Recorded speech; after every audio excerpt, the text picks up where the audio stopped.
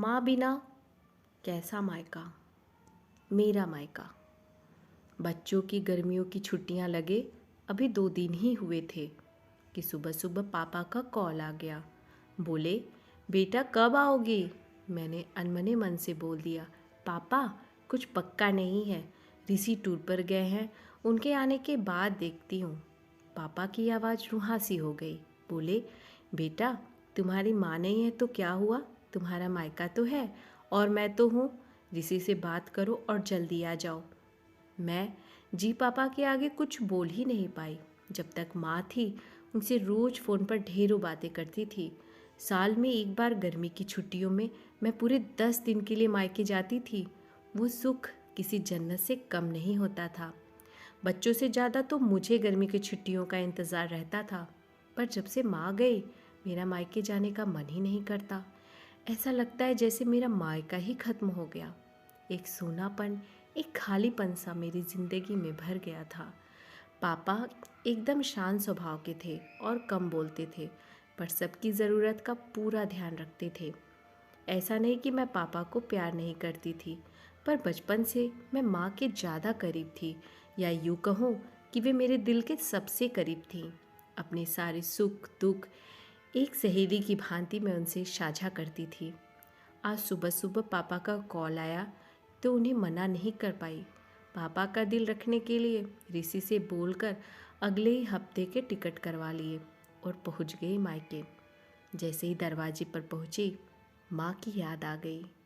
ऐसा लगा जैसे वो बाहर निकलकर मुझे गले लगा लेंगी। सोच की आंखें भर आई। किंतु आज माँ की जगह पापा बाएं फैलाए मेरा इंतज़ार कर रहे थे। सालों बाद पापा को गले लगा के खूब रोई। पापा ने अपने आंसू पोंछते हुए प्यार से मेरे सिर पर अपना हाथ फेरा तो दिल थोड़ा हल्का हो गया। बहुत दिन बाद पापा को देखा, कमज़ोर दिखाई दे रहे थे। वैसे तो भाई भाभी और पापा सभी मेरा बहुत ध्यान रख रहे थे। बच्चे तो अपने खेल और मस्ती में व्यस्त हो गए थे, पर न जाने क्यों मेरी नज़रें हर पल जैसे माँ को ही ढूंढती थी। आज भी पापा पहले की तरह रोज़ खाने के बाद मेरी पसंदीदा मटका कुल्फ़ी लाना नहीं भूलते थे। भाई भी बच्चों को कभी पार्क तो कभी चिड़ियाघर तो कभी बाज़ार घुमाने ले जाता था। भाभी भी रोज़ मुझसे पूछकर मेरे पसंद का खाना बनाती थी। सब कुछ पहले की ही तरह था, बस माँ नहीं थी। इस बार माइक में मेरा दिल नहीं लग रहा था। माँ की कमी मुझे बहुत खल रही थी। ऋषि को कॉल करके मैंने 2 दिन बाद का ही टिकट करवा लिया। सबने मुझे रोकने की बहुत कोशिश की, पर मैं नहीं मानी। देखते ही देखते मेरे जाने का समय आ गया। आज शाम की ट्रेन से मेरी घर वापसी थी।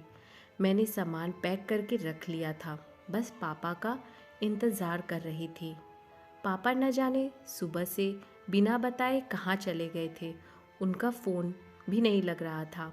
मन घबरा रहा था, बिना बताए आखिर गए कहाँ। इधर मेरी ट्रेन का समय भी होता जा रहा था। समझ नहीं आ रहा था कि क्या करूं। तभी पापा का कॉल आया।